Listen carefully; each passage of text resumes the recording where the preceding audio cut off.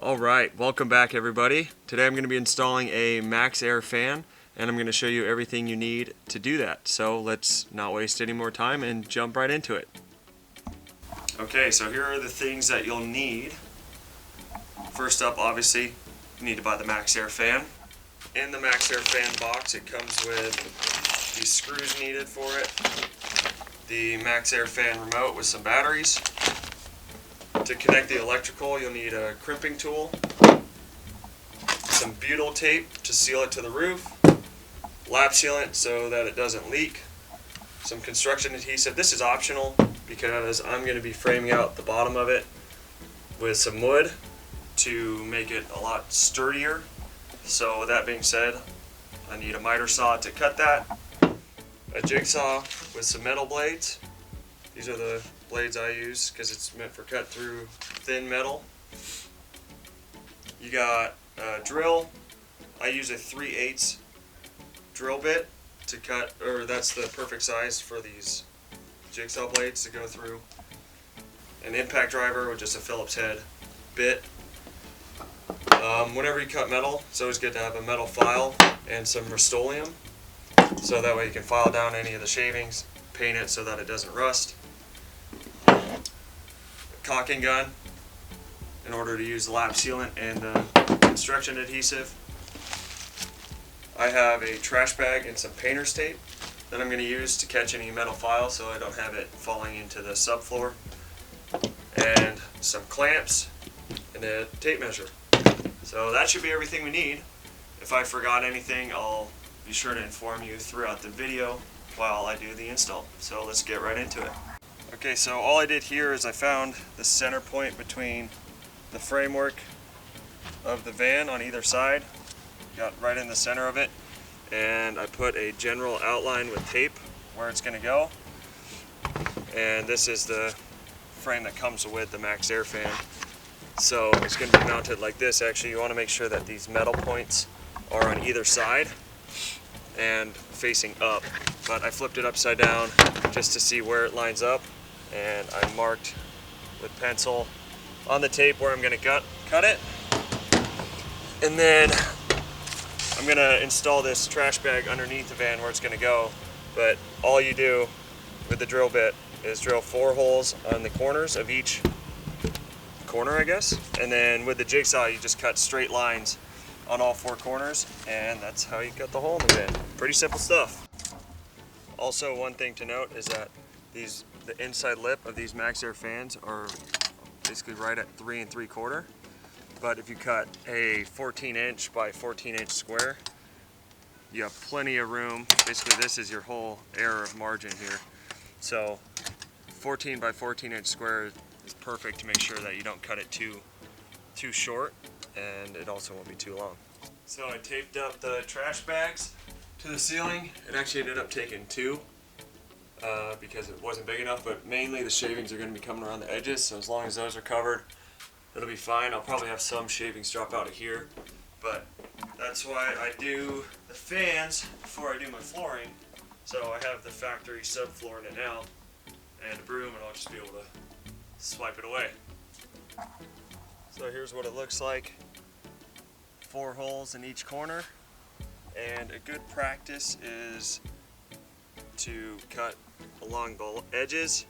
So instead of going like connecting the dots, because then you'll have one weird corner, I will cut 2 straight lines on the edges, one on this end because it's the least supported, and then another line to finish it off on this side.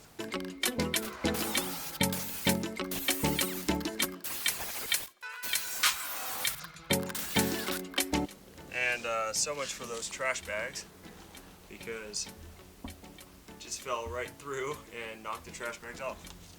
One more important thing to note is it's super important to clean up all these metal shavings, and what I think I'm going to do is get a magnet to help pick all this stuff up, because if you don't, they'll cut up the roof and these little metal shavings will rust, and that's not one thing you want in a van. So, and if you're wondering why I'm wearing snowboarding gloves, it's because Boise, out of nowhere, just dropped to like 30 degrees, and metal vans get really cold.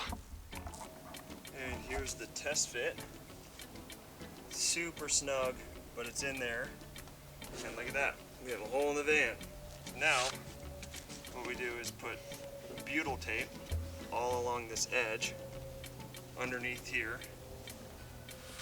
And then I'm gonna build that wooden box that goes on the bottom so that these screws have something to go into. That's more than just this sheet metal. And after that, you coat all the screws with that lap sealant.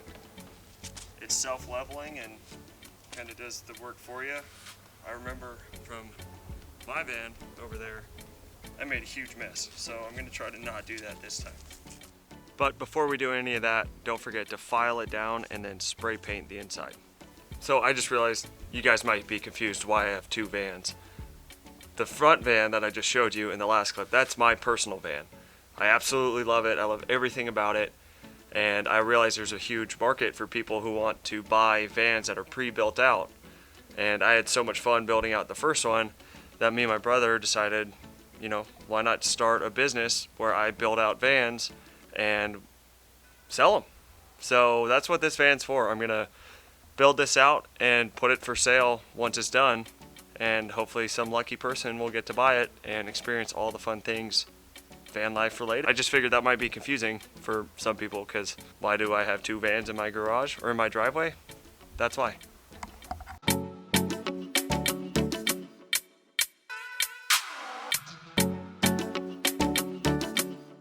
So two things I just realized I didn't include in the items you'll need for this is a pair of scissors and a smaller drill bit. This will be used to drill through the top of the van to put the screws in through the sheet metal. So I'm gonna use 1/8 of an inch.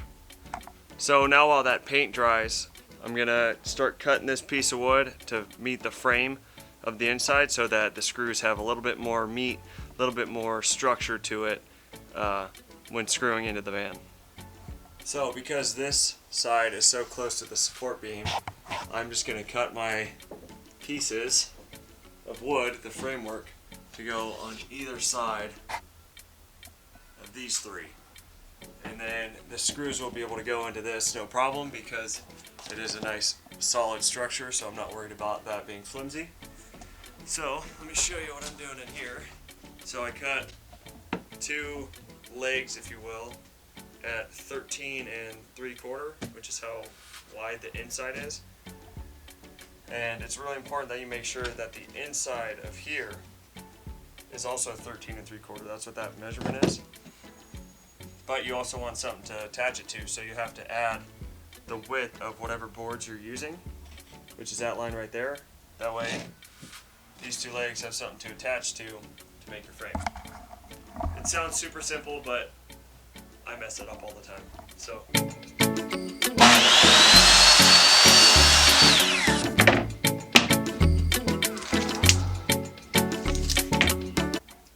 now what I'm going to be using is one of these Craig pocket jigs. These things are awesome.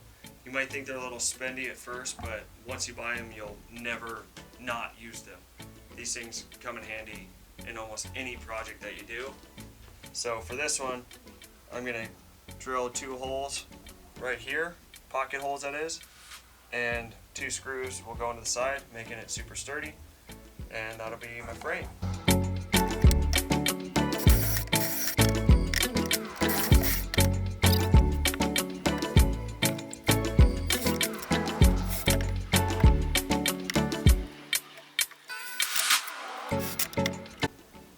Okay, so before I install that frame that we just built, it's time to cut and put this butyl tape along the inside of this frame. So we'll take this off, and where there's the valleys, so ridges and valleys, I'm going to double it up. So I'm going to put a strip on the bottom here and then another one along the entire edge of this framework.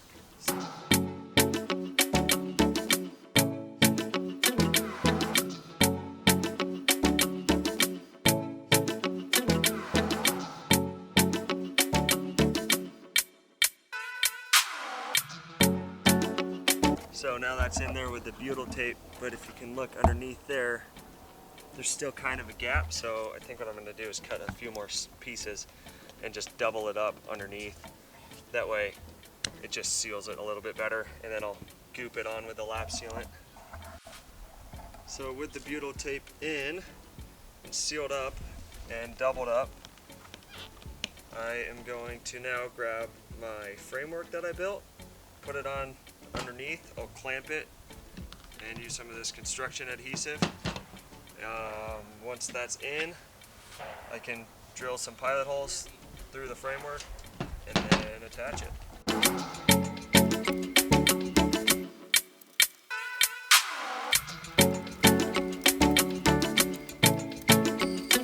So getting ready to screw these in. When you open the package, there's 16 of these screws right here. They got the rounded heads to them, and they're longer. This one's got a rounded head to it too, but you can tell it's not as long. So these 16 are used to go through all of these holes along the outside, and then you got 4 flathead screws with white paint on them, and then 4 rounded shorter screws. These 8 are going to go into installing the actual fan to this itself. Right now we're just focused on these 16, drilling a pilot hole through each one of these and attaching it.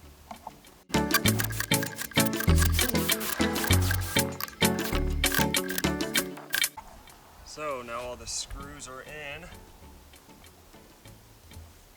and all that's left to do is sealing it up.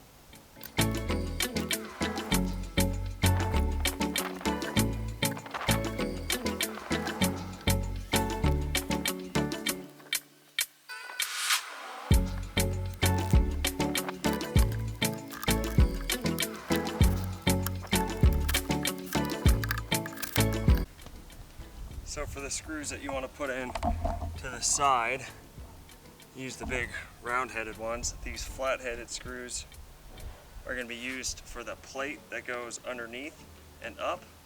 That's what you use these for to attach. So there it is. It's all installed.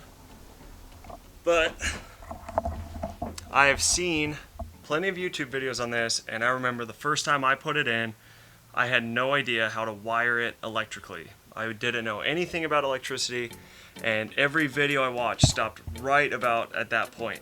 Like, it's in, but how do you turn the thing on? So I'm going to show you that right now. So you got these 2 wires that come down.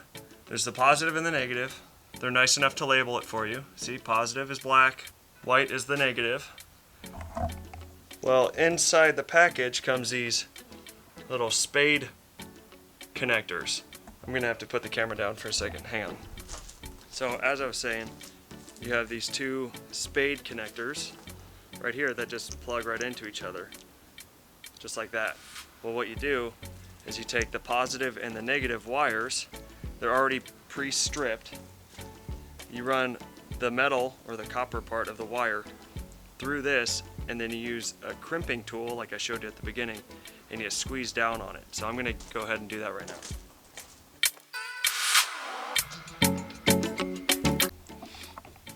So now that they're connected, and I did the pull test on it, made sure it doesn't come out, there's a male and a female side to these. So all you do now is with your positive wire that you're going to run to your electrical setup, you make sure that if there's a female end on this one, you put the male end on the other, and vice versa for the negative. And it doesn't matter what battery system you're using to run it, you just run those positive and negatives and plug it in or connect it to however you're going to connect it. So that actually went a lot faster than I was expecting. So I think what I might do is make this a 2-part video and install what I got in the mail recently, which is the swivel seat for the passenger. This van is going to have 2 swivel seats, both passenger and driver. For some reason the driver one hasn't shown up in the mail yet, but I say we make this a 2-part video and install them both. So I get my swivel seats from a website called sprinterstore.com. For whatever reason, the packages, whenever they come, every one I've gotten has been like this. It looks like it's just been beat up. Nothing's ever wrong with them. I've never had any problems with any of these swivel seats, but for some reason their packaging is just not that great. So let's go ahead and open this up and put it together. So this is everything that comes in the box. We got some extra screws, the actual swivel seat itself, and some instructions. So before we do anything, one of the first steps is to disconnect the battery from the van, which you actually do from inside. So what you do is you get a quarter and you twist all of these. This thing pops out just like this. And right there you got the positive and the negative. So you only need to disconnect the negative, which is done with this guy right here. And it should just come right up. I might need 2 hands for this, hang on. Yep, just needed 2 hands for it. Came right out. So we'll leave that disconnected. And the reason you do that is because down in here, you can see those yellow and orange cables. Those go to the airbag system. And if you start disconnecting those with the battery going, it might malfunction them and or deploy them. So we don't want that. Disconnected the battery. I've heard online you should wait around 10 minutes. So I'm just going to go ahead and do that. And while we're waiting for the battery to cool off for about 10 minutes, let's go ahead and look at these right here. I believe they're called T40s. Some call them star bits. I have one of these guys, got multiple sizes. I find the right size. There's 2 on the front, and then there's 4 of them on the back side. So it's been 10 minutes now, and I'm ready to start taking them off. So to give you a little bit more room to work with, right in the front seat here, this is the jack for the van. You just simply twist this to unlatch it, and then you push it from the back, and it just slides forward. So now, with that out of the way, you can get underneath here, and to help move the seats back, you got to cut all of these zip ties. So I just have a pair of these, just little snippers here. Scissors would work too, but I'm just going to go in here, and any little zip ties that I see, I'm just going to start cutting them. So now you can see all of the wires. I cut all the zip ties so it's loose, gives me enough room to lay this back and get access to these. So all I need to do now is unplug these, and I can move the seat out of the way and attach the swivel seat to these bolts right here.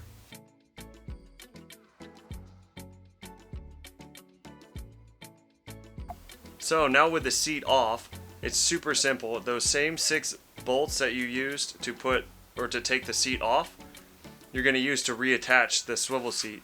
But to get to those, let me show you. You want to lift up on this handle. This is what's going to release it so that it can swivel. So you want to swivel it to like a 45-degree angle. That way you get access to the bolts, and you can just attach it right on. Okay, ignore what I just said. Those 6 bolts you used to take the seat off, do not use those to install the swivel seat, because this swivel base actually rubs up against them. Instead, that's why in here you see some of these have a flat head to it. Use those. Now this is much better. See how completely flush it is? Yeah, definitely use the screws that come with the swivel seat. Now I can use the same 6 that I took out in these holes right here, and that should be fine. Since that's not swiveling, it doesn't need to be flush, but don't make the same mistake I did. Now all I need to do is feed the wires from the seat through this hole, reconnect them from down below, attach the seat together, and then we have a swivel seat, and we're done. So come on, let's go, boy. Jump up on the seat. On the seat. Come on. Good boy. Sit. Good boy. Can I get a high five? Yeah. See, swivel seat is Bo approved, so it's good to go. And that's it. Swivel seat is in. MAXXAIR fan is in. I'm glad I could make this a 2-in-1 kind of video. The MAXXAIR fan didn't take as long as I thought it would. I was able to get this swivel seat in. The box says, you know, about 30 minutes to install, and I think that's about right. I think it takes about 30 minutes. If you have a camper van and you don't have a swivel seat, you're blowing it. Like, really. This van's gonna have 2 swivel seats, double the swivel, double the openness of the van. It really just increases the living space. Super simple to install. That's all I have to say about that. You need one, is what I'm saying. Anyways, I hope you guys enjoyed this video. If you want daily updates, follow my Instagram page, Ankeny Van Builds. I post on there daily of what I'm doing. Subscribe, like, comment down below. I reply to all the comments on these videos. So please let me know what you think, if I helped you, if I didn't. And on that, I'll see you guys in the next one.